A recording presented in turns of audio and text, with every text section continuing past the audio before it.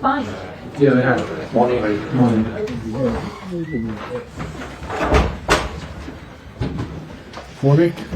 Morning. Well, Davide.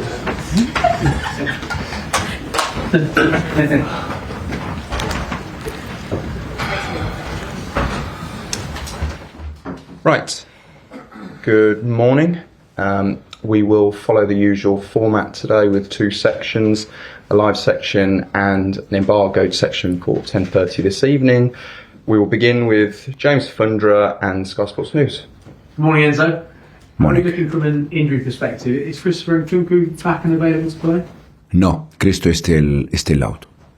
Reece James, is he okay? We didn't see him at training on Tuesday. Yeah, he's okay. He was ill, so he was out for Tuesday session. Yesterday, he had the session with us. Limited options from an attacking perspective this weekend. Jadon Sancho unable to play. Clearly, Nicolas Jackson won't be there either. Have you felt the need to have serious conversations with him this week after what happened on Sunday? With Nico? No, yeah, I think Nico is intelligent enough to recognize that has been an error, has been a mistake, and it's all about this. 2 wins to secure Champions League football next season. I assume at the start of this season you'd have taken that equation going into the final 2 matches. Yeah, absolutely. Yeah, I think at the beginning of the season we were, as you said, if someone said us that we need to win the last 2 games to reach Champions League spot, probably we were happy. I think overall during the season we had moments, for instance, the first 5-6 months where we were second, third, so even better. And now we are there and we're gonna try to finish well. And considering you were second and third as late on as December, would there be disappointment if you weren't able to finish in the top 5? No, yeah, because we have been there all season and we are now there, for sure can be a disappointment. And have there been conversations with the club internally about what that would mean for you and the club if you weren't in the Champions League next season? We didn't speak about that, to be honest. We didn't have a conversation about if we are Champions League or if we are not Champions League. Thanks, Enzo. No problem. Soraya? Morning. You said previously against low box and back fives it's more difficult to attack quickly because there's less pace. You have Man United next. What makes them so difficult to play against, and what do you think you need to change in your team to have a better record against these types of styles of play? No, I think if you go back, probably we won almost all the game against the low block and back 5. The only difference is that when we face these kind of teams, probably we didn't attack quick in the way people likes. But if you go back, I don't know, West Ham, Wolves, Leicester,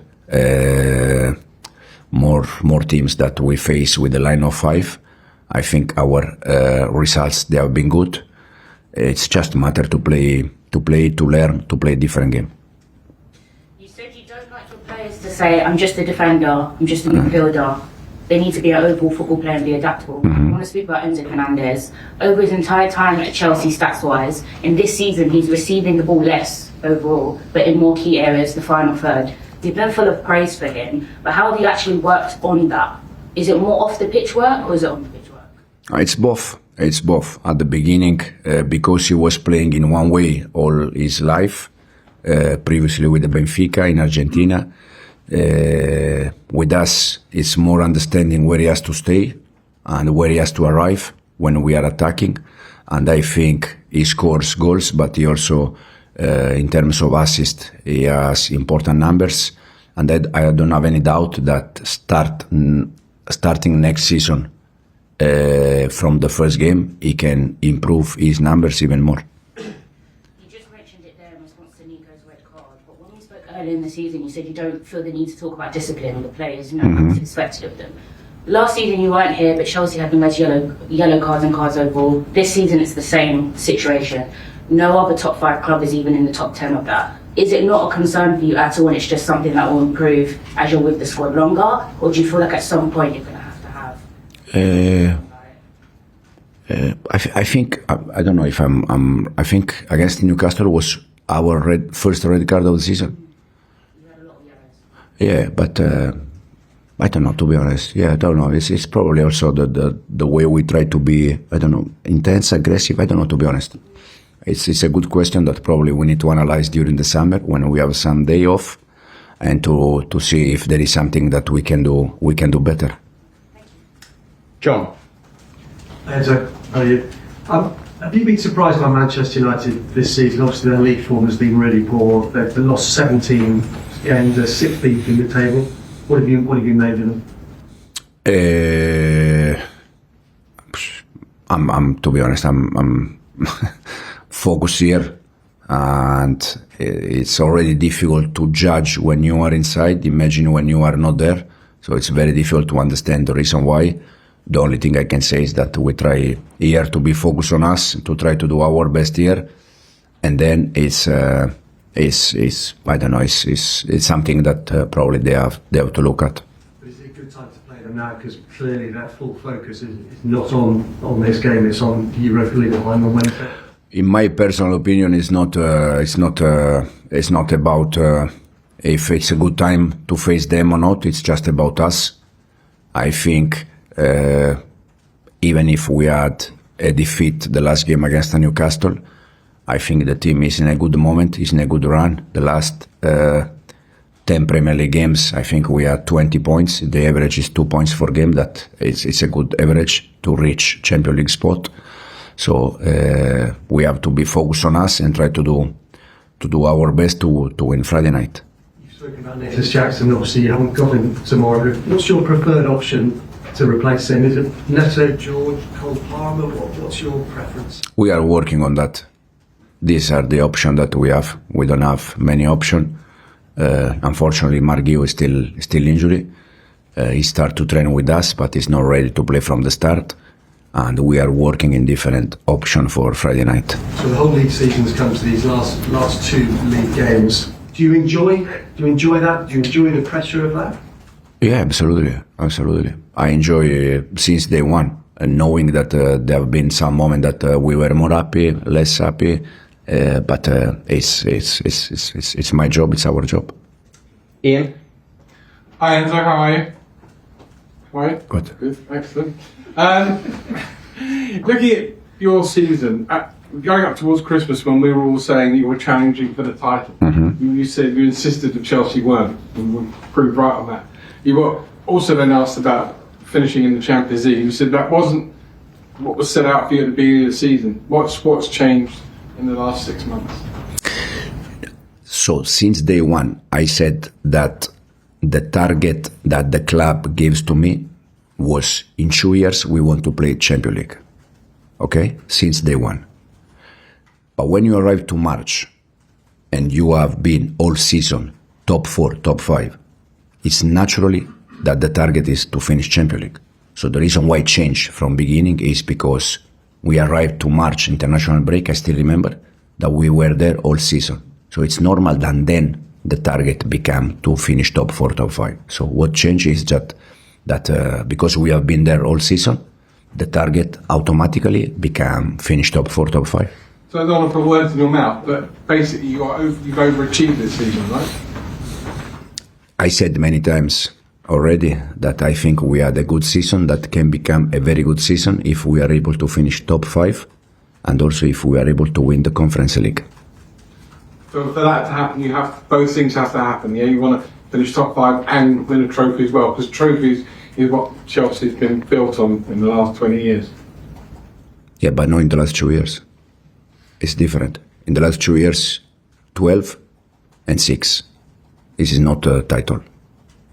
So it's not about 10 years ago, 15 years ago. Just one more small one. We've seen this week an injury to Tayo Wong at Nottingham Forest because of the fact that now the linesmen don't put the flags up quickly and they wait till the end of the moment of play. Do you think because of what we've seen this week there should be a rule change in football and we should go back to if a linesman is confident about an offside, waving the flag quickly because obviously players could get hurt? Sometimes from outside it looks quite clear that, for instance, sometimes you can see that it's clear offside, but they wait and then they raise the flag. But it's not the first time, unfortunately, for the player. Has been a bad moment, and hopefully all the best to him, and that this is the most important thing, he's healthy. Davido?